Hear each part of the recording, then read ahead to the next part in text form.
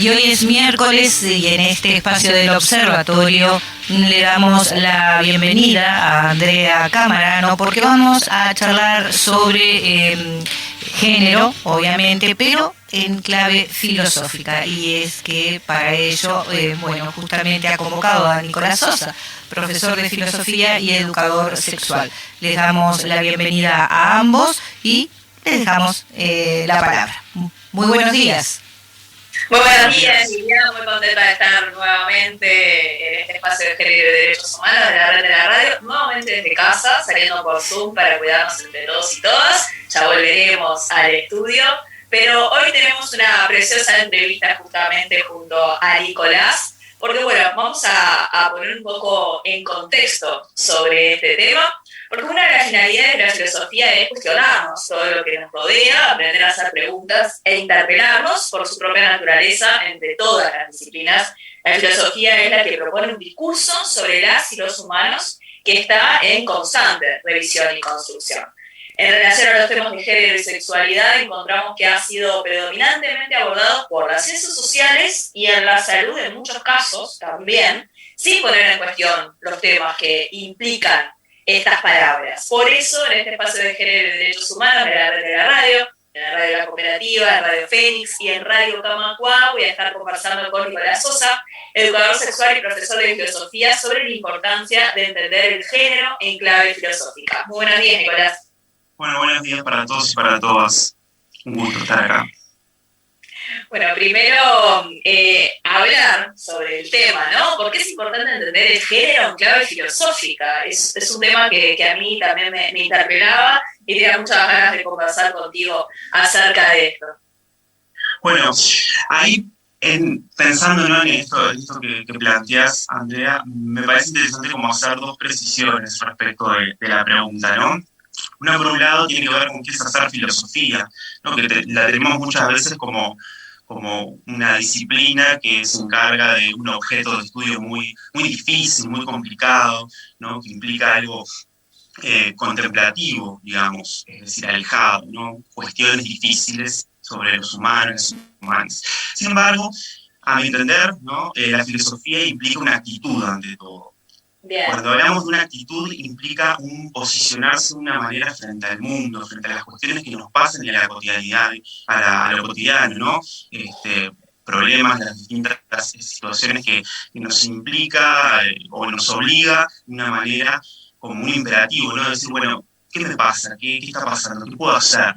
¿No? Entonces, creo que ahí la filosofía cumple un papel fundamental, ¿no?, en esto del ejercicio del pensamiento, cuando nos hacemos preguntas, investigamos, nos proponemos justamente plantearnos preguntas sobre distintas cuestiones. Esto por un lado respecto de la filosofía como la entendemos en la tradición occidental respecto de hacerse preguntas. Pues por otro lado, que me parece interesante, ¿no?, pensar qué es esto del género, ¿no?, que hoy en día, por suerte, mucho se habla del género, y en algún sentido eso quiere decir que hay una emergencia también respecto de estos temas. Tenemos que hablar de cuestiones vinculadas a la sexualidad y al género, ¿no? Entonces, en ese sentido, creo que el género como tal, como una categoría de pensamiento, como un concepto que nos ayuda a entender la realidad, siempre hay que pensarlo situado, en contexto, ¿no? No es lo mismo pensar, por ejemplo, cuestiones de género en un ámbito educativo, en una institución donde hay un cierto tipo de estudiantes, de población. No es lo mismo pensarlo con gente adulta, ¿no?, por ejemplo, en tercera edad. No es lo mismo pensarlo en ámbitos o espacios de militancia, también como hoy en día, por suerte, sucede. Entonces creo que en ese sentido, vinculando esto de la filosofía y el género, creo que hay preguntas que nos invita a hacernos la filosofía respecto del género, que lo que pretenden en algún sentido es poner en cuestión qué es esto, por ejemplo, del ser hombre, del ser mujer, cómo nos hacemos hombres y nos hacemos mujeres en la cultura que vivimos. Y por ejemplo, para quienes nos estén escuchando, ¿no?, y poner un poco más en contexto, esto que decíamos, que la filosofía, uno de los temas más importantes es cuestionarnos todo lo que nos rodea, hacernos preguntas. ¿Qué importancia tiene para los temas de género hacernos estas preguntas filosóficas? Bien, yo encuentro que una de las cuestiones como allí importantes, ¿no? Es una de las tareas del hacer filosofía, de esta actitud filosófica que nosotros, los docentes y las docentes de filosofía, trabajamos mucho en el aula, que es la de develar supuestos, ¿no? Develar supuestos implica, como dice el término, suponer, ¿no? Cuando asumimos una postura frente al mundo y sobre todo en estas temáticas, ya sea por omisión, ¿no? O ya sea porque en realidad queremos saber más, tenemos una posición armada, suponemos cosas, ¿no? Por ejemplo... Y sobre la actualidad se supone mucho. Mucho suponemos, ¿no? Y lo interesante de eso que suponemos es que muchas veces no pensamos eso que suponemos, ¿no? Entonces, por ejemplo, yo puedo entender de una manera, vamos a suponer, las tareas que le corresponden a una mujer y las tareas que le corresponden a un hombre en una determinada cultura en un determinado tiempo, ¿sí? Entonces, eso ya conforma de alguna manera una forma de ser de los individuos que muchas veces no es cuestionada. Bueno, ¿cuál es la tarea de la filosofía? A mi entender, creo que tiene que ver con poder ir hacia esos supuestos, develarlos, o sea, mostrarlos y decir, bueno, ¿qué estoy dando por supuesto cuando entiendo una determinada cuestión vinculada al género y al placer? Entonces, creo que, y a la sexualidad, ¿no? En general, creo que ahí hay un componente bien interesante que es la filosofía nos enseña a pensar. ¿Ah? Nos enseña a pensar, porque a pensar aprendemos, ¿no? Como muchas actividades, es una actividad y aprendemos a pensar. Entonces, a hacernos preguntas también se aprende, ¿no? Es algo que es fundamental, no nacemos con la capacidad innata, natural de hacernos preguntas, y más en estas cuestiones que muchas veces nos ponen incómodos, incómodas, porque hablan de una parte de nuestra vida que bueno, que muchas veces no la tenemos cuestionada, trabajada, pensada incluso. Por ejemplo, vos que sos docente de filosofía y educador sexual, ¿cuáles son las preguntas más relevantes que has tenido por parte de los y las estudiantes acerca de la concepción binaria del género y cómo deconstruir lo ya dado? Tanto por parte de los y las estudiantes como también por la población en general, porque también es importante esto que decíamos de que nos hacemos preguntas, de que ya suponemos. ¿Qué cosas supone la gente? Y bueno, muchas veces una de las suposiciones como más que aparecen más en el tapete, ¿no? Trabajando con chicos, con chicas en ámbitos institucionales respecto a educación sexual, una de las primeras cuestiones es la inquietud, ¿no? Que capaz que no tiene que ver tanto con una pregunta explícita sobre un tema, porque bueno, preguntas aparecen variadas, ¿no? Una pregunta más técnica, como puede ser, ¿no? La aplicación de un preservativo, ¿no? Hasta preguntas que tienen que ver con el género, el placer, la familia, ¿no? Las relaciones sociales. Entonces, un primer aspecto que siempre destacamos desde la educación sexual integral, porque eso es otra cosa que hay que tener en cuenta, digo que educación sexual hay en todos los ámbitos, incluso por omisión, es decir, incluso cuando no decimos nada, también estamos diciendo cuestiones de las que no se pueden hablar, de las que no sé qué decir también, porque, a ver, no hay que pensarlo solo en términos de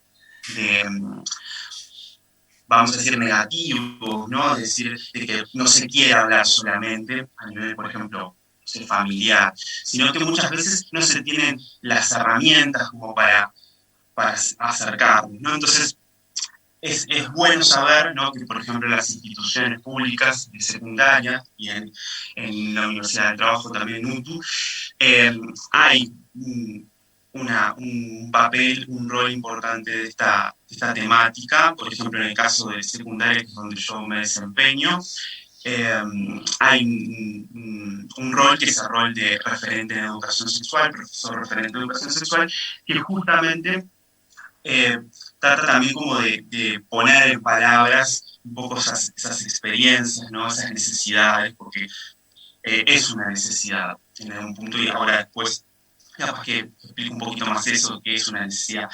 Pero a lo que voy con esto es que la necesidad, vinculando con lo que ya venía diciendo, ¿no? De una educación sexual integral, tiene que ver justamente con una educación sexual que sea dicha, no que sea silenciada en algún punto, no que sea explicitada, claro, que nos diga lo que necesitamos saber, ¿no?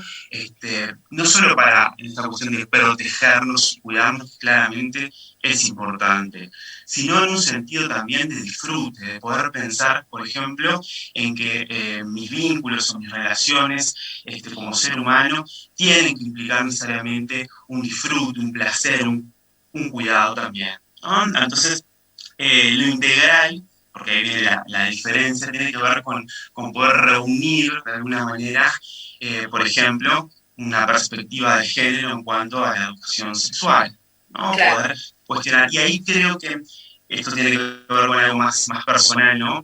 De mi cruce entre estas temáticas, ¿no?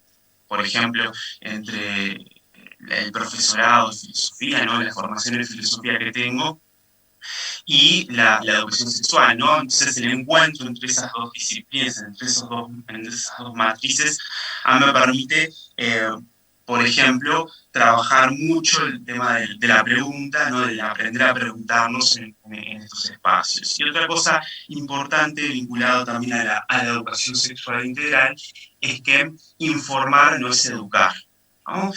Yeah.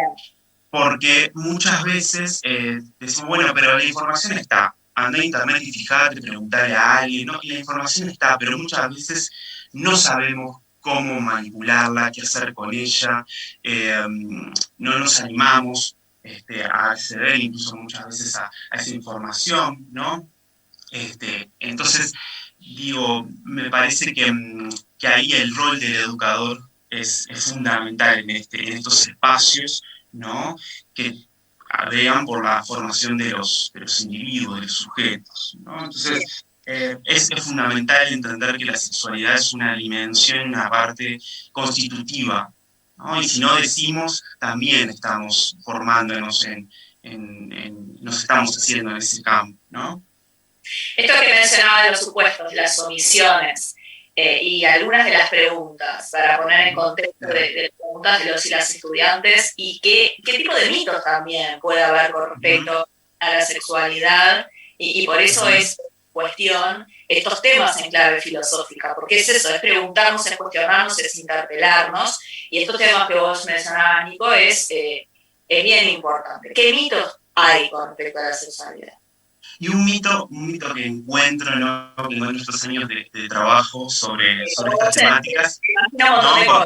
Como docente, no tiene capaz que tanto que ver con los estudiantes, porque los estudiantes y las estudiantes, algunos, ¿no? Que se acercan, ya cuentan con alguna información, ¿no? Esto que decía hace un momento, algunas preguntas. Lo que sí encuentro, por ejemplo, es que muchas veces, pensando en esto de los mitos que también conforman en algún sentido una forma de entender el mundo, ¿no? Y se instituyen como verdades muchas veces incuestionadas, es en esto de lo que decía hace un rato del género como un aspecto situado, ¿no?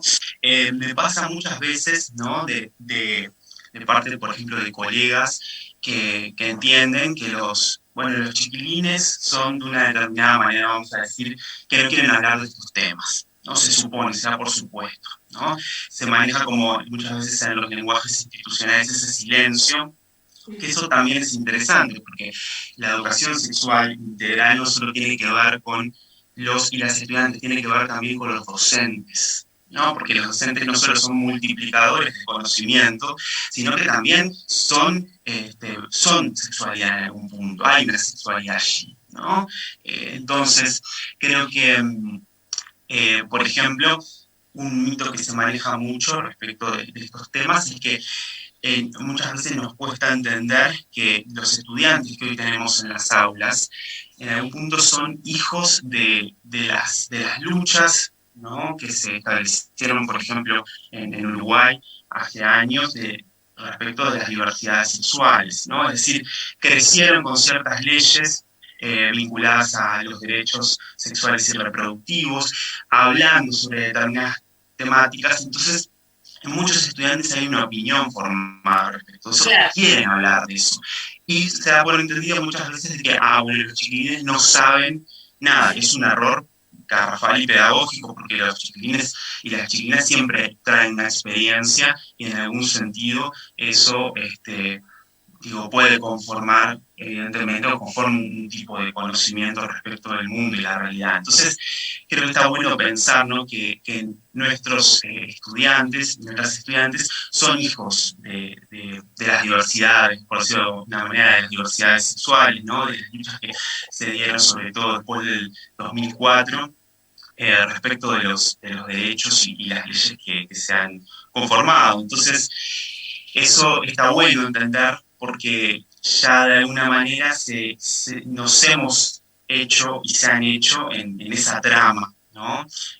No sé, por ejemplo, de hablar, ¿no?, de la homosexualidad como un aspecto, dirían ellos, natural, ¿no? Cuando uno a veces le pregunta, dice, bueno, ¿y qué pensás?, ¿no? Cuentan algo, una experiencia, ¿qué pensás?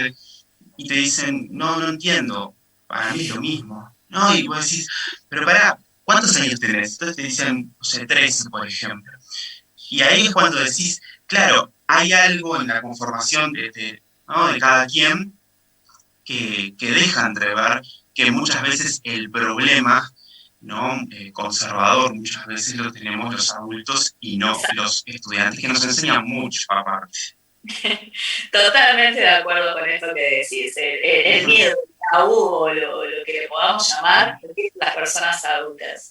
Pero si las chiquilinas están como por otro camino, por este bagaje también de información y de vivencias que tienen en estos últimos tiempos, y por eso también siempre remarcamos, y lo hemos remarcado en otros espacios también, la importancia de la educación sexual integral en las aulas, porque hay cosas que podemos aprender desde nuestras casas, pero en las aulas es bien importante también tener este tipo de formación, y bueno, ya podemos dedicar quizás otro programa a hablar específicamente de esto, y para que no se nos vaya el tiempo, volver un poco a esto del género en clave filosófica, que obviamente está aparentado con todas estas preguntas de educación sexual, sin lugar a duda.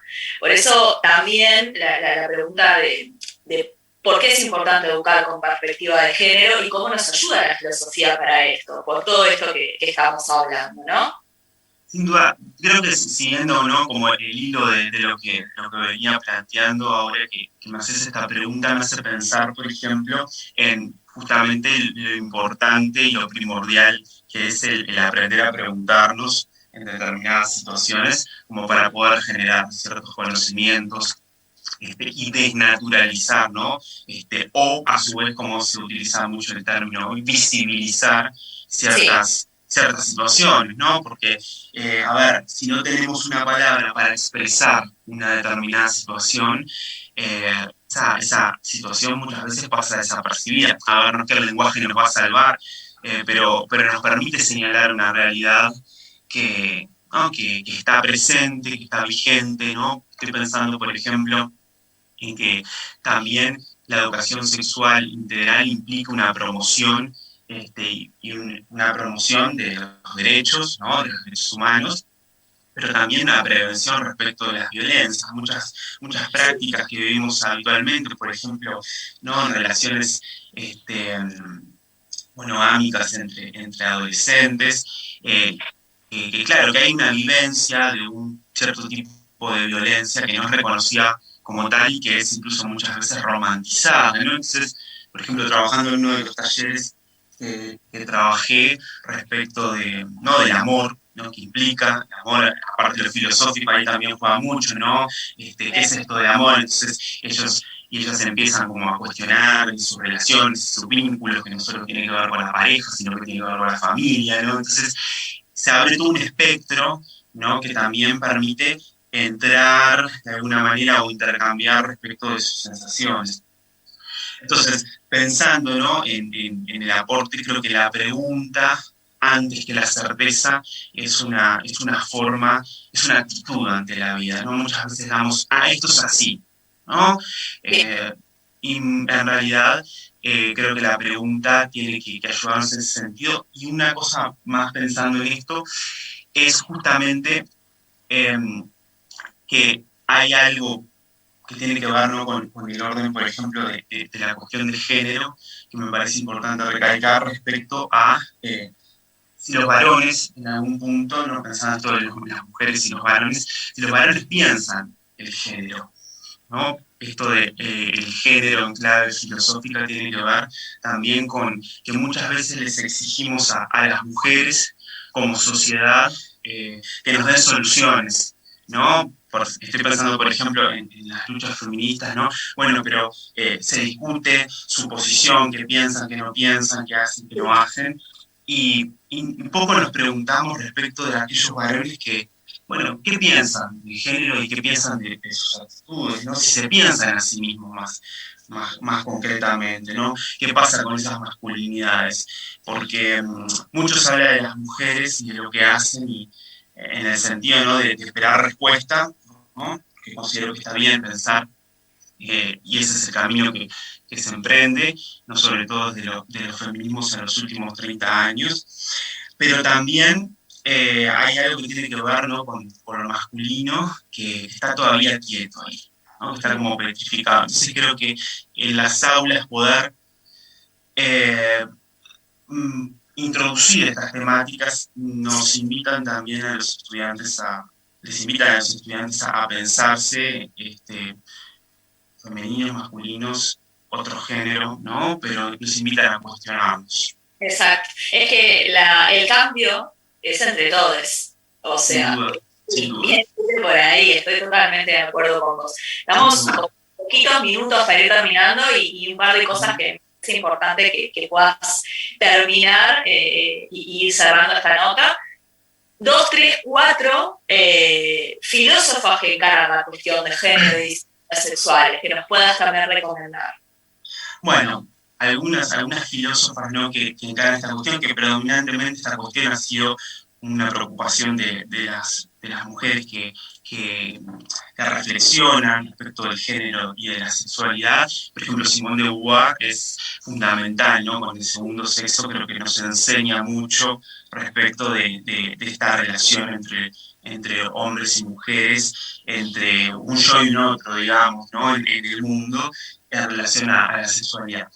Después encontramos distintos aportes y reflexiones muy interesantes que tienen un cuadro, podríamos decir un cuadro más entre los feminismos, por ejemplo, y después también en otra vertiente de análisis que son las disidencias sexuales o diversidades sexuales. O sea, por ejemplo, en Argentina tenemos a María Lugones, que fue una filósofa, falleció el año pasado, pero que desarrolló su pensamiento sobre estas cuestiones en perspectiva latinoamericana. Bueno, Silvia Federici es italiana, tenemos Judith Butler, Estados Unidos. O sea que a nivel planetario hay como esta emergencia de pensar estas cuestiones, y hay mucho que nos enseñan respecto a estas lecturas que son convocantes y son necesarias. Exacto. Y por último, que ya nos estamos quedando sin tiempo, pero que es importante que puedas comentar sobre el taller de género y filosofía que en junio que vas a dictar. Contanos brevemente de qué se trata, invitar a quienes nos estén escuchando que participen y por qué. Bueno, el taller de escritura, ¿no?, en clave filosófica es un taller que empieza el 12 de junio, sí, que lo voy a coordinar yo, que por suerte ya se ha inscrito bastante gente de distintas áreas académicas y no académicas también, pero de distintas áreas de formación, ¿no?, de militancia. Exacto, ¿no?, que tiene una frecuencia cada 2 semanas, los sábados de 15 a 18 va a ser de modalidad virtual, y tiene pensado, está estructurado en relación a 4 autoras, porque recién, ¿no?, 4 autoras, o 3 autoras y un autor que piensan esta cuestión de género. Eso por un lado, empezar a aprender a preguntarnos respecto de la sexualidad de género, y por otro lado, el aprender a escribir filosóficamente. Porque una cosa es aprender a escribir, otra cosa es qué implica la escritura filosófica. Entonces es un trabajo de encuentro entre la propia escritura, el propio escribirse de alguna manera, y por otro lado, de cuestionar estos aspectos, ¿no?, de la dimensión humana. Bien, ¿dónde pueden información? Bueno, para más información, de género y filosofía @gmail.com es el mail, y después tenemos el Instagram, Instagram, que lleva el mismo nombre, que es de género y filosofía. Allí pueden preguntar, mandar mensaje, mandar mail, y bueno, y allí recibirán la información como más adecuada, pero creo que es un espacio interesante que se abre en este momento que tanto lo necesitamos para poder escribir esta realidad que muchas veces tenemos como olvidada. Exactamente, estaba muy interesante la propuesta y por eso también la traíamos antes de despedirnos, no olvidamos hacer esta invitación y la verdad que daría para seguir conversando, pero ya te convoco para momento poder hablar sobre estos temas de género y sexualidad, educación sexual, que es bien importante estas cosas que fuimos tirando en clave filosófica, de lo que los y las estudiantes también preguntan, lo que ya saben, eso es bien importante también, aclararlo, y la importancia de la educación sexual integral. Pero bueno, en esta columna queríamos hablar sobre la importancia de entender el género en clave filosófica, así que muchísimas gracias, Nicolás, por estos minutos. Bueno, muchas gracias a ustedes y bueno, a seguir pensando.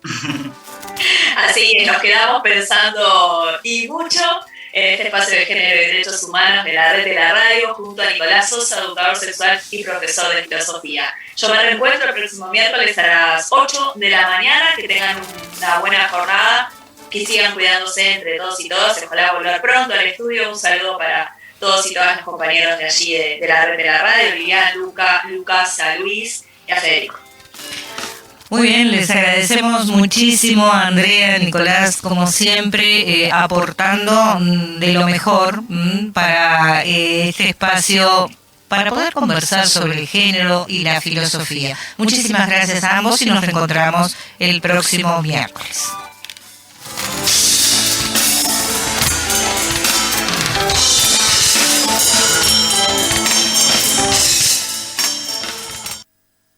Somos la Red de la Radio, 1330 AM Fénix, Radio Camacuá, la radio de AEBU, la radio cooperativa del Uruguay, Octubre Noticias y una amplia cobertura de medios en los 20 departamentos.